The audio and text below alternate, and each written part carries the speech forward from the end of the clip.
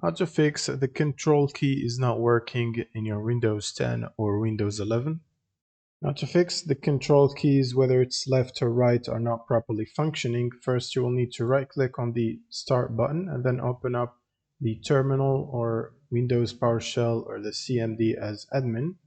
And then now you want to right click on the top bar of the window, which is this one, and then open up the properties window. And make sure that enable control key shortcuts is checked in here, and then click on OK. Next you can close out of this, right click on the start button again, and this time open up the settings. Now you want to click on devices or accessibility in Windows 11. You can also search for accessibility right here in the search bar, and then choose ease of access for the keyboard settings if you're in Windows 10. In Windows 11 you should have accessibility category, and from there you can access these settings right here.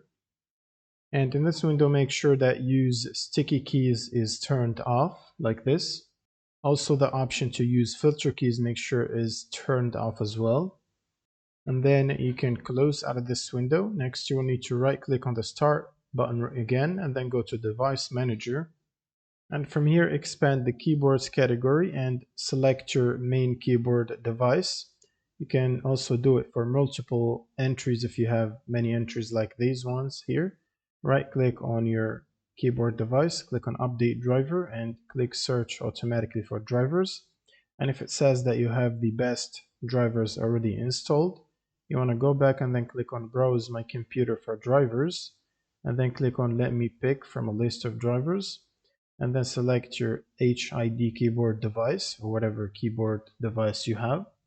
Now you want to click on next and wait for it to install the drivers, and if it says Windows successfully updated your drivers, you can close out of this, and then you will need to simply restart your computer by clicking on the power and restart button.